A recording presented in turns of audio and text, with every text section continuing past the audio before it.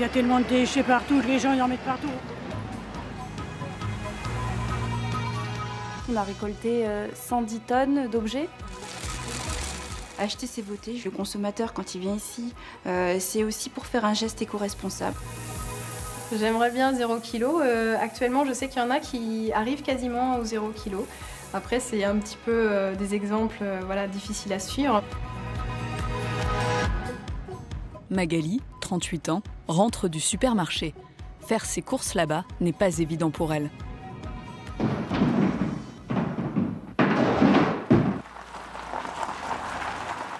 Cette adepte du zéro déchet a acheté du quinoa, des légumes, des pâtes, le tout sans emballage.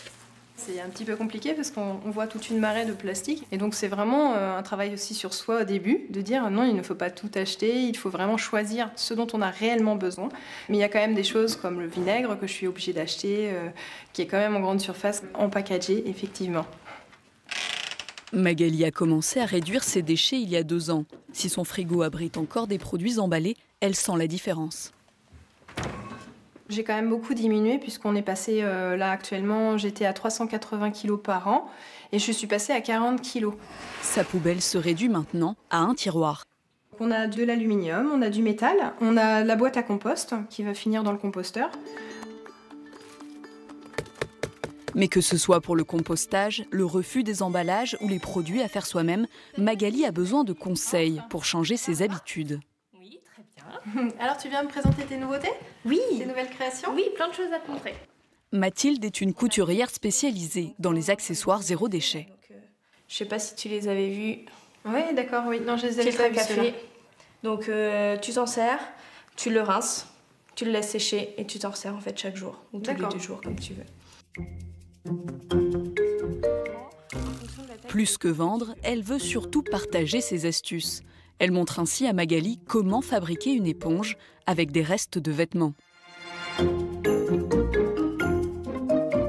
hop, t'as fait ton éponge. Et voilà. On ne peut pas devenir zéro déchet du jour au lendemain. C'est petit à petit, c'est à son niveau, à son échelle, comme on veut. C'est ce qu'on, voilà, tout dépend de ce qu'on ressent. Il y en a qui vont commencer par la lessive, alors que moi je trouve ça compliqué de faire de la lessive.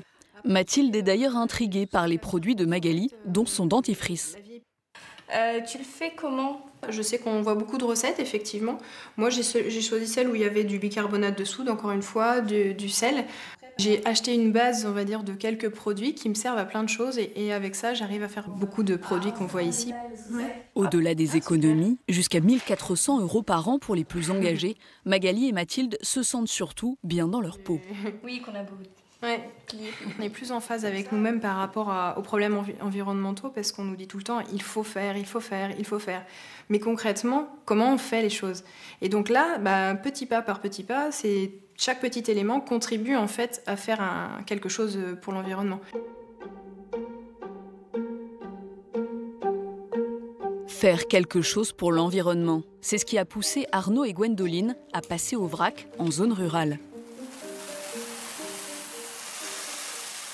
Quand je reviens d'une grande surface, quelle qu'elle soit, ou d'un commerce quel qu'il soit, j'ai un tas d'emballages par rapport à ce qu'il y a dans l'emballage. Je m'en étais jamais aperçue. Un des principes du zéro déchet, on le disait, c'est de refuser les emballages en allant acheter en vrac. 7 mois après l'ouverture de leur épicerie, Arnaud et Gwendoline ont déjà un aperçu de leur impact. Pour bien fermer, éviter que ça s'ouvre en cours de route. Merci beaucoup. Plus de 22 000 cotons-tiges, 1000 bouteilles de gel douche ou encore 5 800 paquets plastifiés n'ont pas été jetés grâce aux 900 produits référencés ici. Bonjour.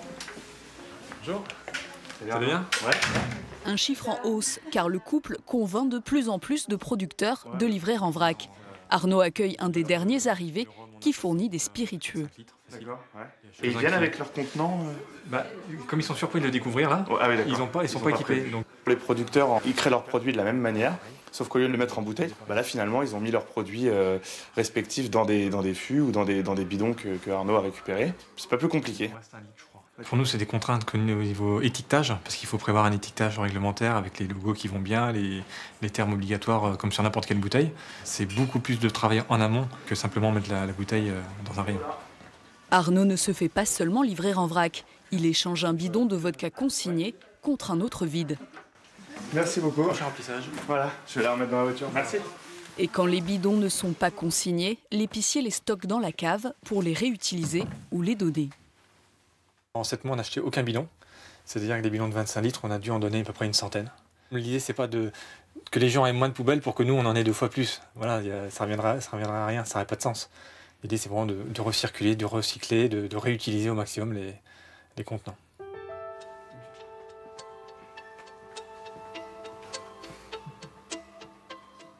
La question de diminuer ces déchets préoccupe aussi certaines entreprises industrielles, notamment quand il s'agit de faire des économies.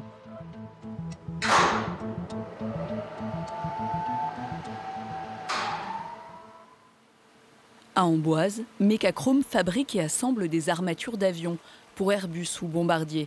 Mais pour usiner ces pièces en aluminium ou en titane, il faut du lubrifiant, beaucoup de lubrifiant. 150 mètres cubes sont injectés par mois. C'est autant que la consommation annuelle en eau d'un foyer de 4 personnes.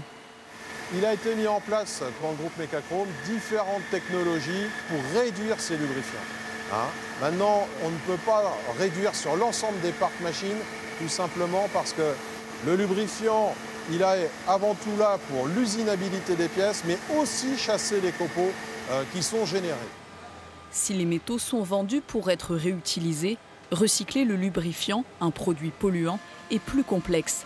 Pourtant, depuis 2012, l'entreprise le retraite en interne. Le lubrifiant est aspiré dans cet appareil via une pompe.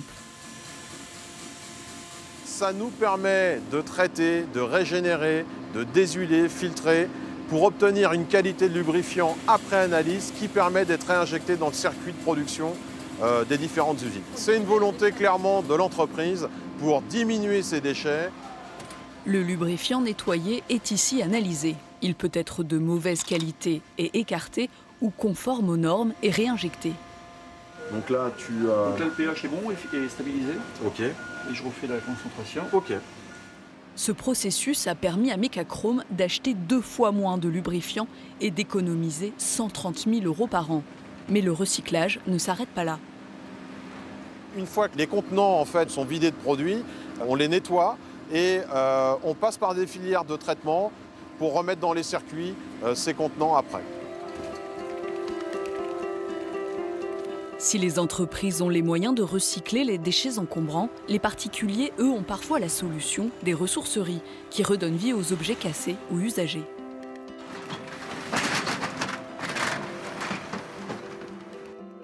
La ressourcerie d'Orléans en a collecté 110 tonnes l'an dernier, dont la quasi-totalité a été valorisée. Une association qui va aussi à la rencontre des habitants dans les quartiers prioritaires.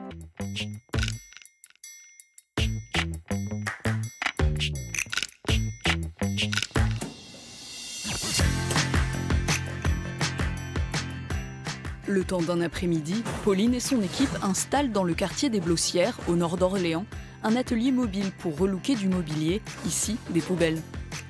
Des poubelles normaux, c'est c'est la poubelle de chez vous, quoi. Ah ouais. Peut-être elle est belle, peut-être elle est moche. Ouais, on va voir.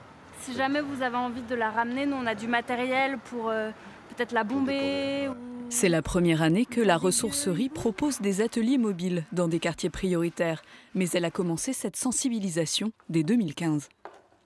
L'idée de base de ces ateliers, ils allaient en complément en fait avec des campagnes de collecte d'objets qui étaient le plus souvent abandonnés dans les parties communes. Donc on constate que c'est important en fait de venir dans ces lieux-là pour parler du réemploi. Qu'est-ce qu'un déchet? Est-ce que c'est quelque chose qui est cassé? Est-ce que c'est quelque chose dont je n'ai plus l'usage? Et souvent les habitants sont très heureux en fait qu'on vienne leur parler un peu d'écologie aussi parce que ça les concerne et souvent ils n'ont pas forcément les réponses aux questions qui se posent. Mais en pleine vacances pluvieuses, le quartier semble très calme. Des habitants désintéressés?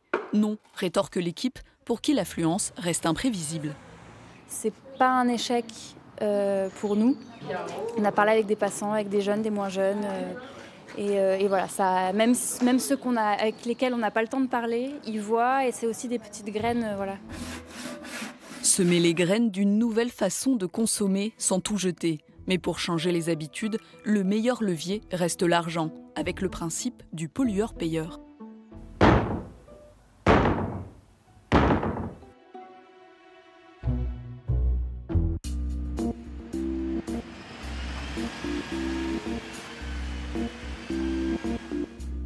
7h30 du matin, les éboueurs font la tournée des ordures ménagères, des poubelles grises ordinaires en apparence. Elles sont en fait scannées et identifiées à chaque fois qu'elles sont vidées. Ces poubelles sont munies d'une puce qui permet d'enregistrer la levée afin de facturer au nombre de ramassages dans l'année. Chaque ramassage est donc comptabilisé. Un habitant avec une petite poubelle paye actuellement un forfait de 62 € pour 26 ramassages par an. Et quand il dépasse ce forfait, il paye pour chaque levée supplémentaire. Des levées géolocalisées et transmises à cet ordinateur. Toutes les gouttes vertes, ce sont tous les bacs qui ont été vidés. Donc si on prend un bac au hasard, avenue des Pensées, je vois le 7 avenue des Pensées, le bac a été vidé à 8h49 ce matin. 2 bacs. Lancée il y a 6 ans, cette taxe, dite incitative, s'est révélée très efficace. Vous avez respecté les délais? Oui, tout à fait. La plus grosse surprise, c'est l'effet radical sur la baisse du tonnage, puisqu'on a perdu la première année 25% du tonnage OM, d'ordures ménagères. Bon, on savait que ça pouvait amener ce type de résultat, mais on ne pensait pas que ça allait se faire en 1 an. Conséquence, les habitants trient davantage. Retour à Angerville pour la collecte des emballages. Ces poubelles de tri sélectif ne sont pas munies d'une puce, mais les éboueurs les fouillent pour vérifier qu'il n'y a pas d'ordures non recyclables, comme ce bac à pot de fleurs en plastique. C'est pas recyclable ça, donc je ne le prends pas.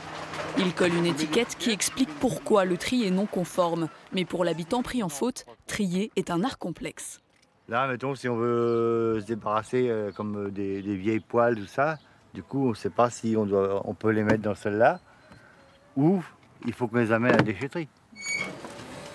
Si seulement 2% des habitants trient mal leurs déchets dans ce quartier pavillonnaire, le problème est d'une toute autre ampleur dans les immeubles. On a mis aussi des bacs de collecte sélective à côté. Dans bien des cas, on est obligé de les enlever puisque ça n'était pas respecté. Malheureusement, il suffit des fois d'une famille dans un logement collectif pour souiller l'effort de tout un tas d'autres. En attendant de trouver une solution, le syndicat qui gère les ordures ménagères vient d'abaisser le forfait de 26 à 20 ramassages de poubelles par an pour inciter les contribuables à poursuivre leurs efforts. Elles sont aujourd'hui dans la région 6 intercommunalités, 7 ressourceries, une quinzaine d'épiceries en vrac, à tenter de réduire, recycler, réutiliser. Mais le chemin vers le zéro déchet est encore long.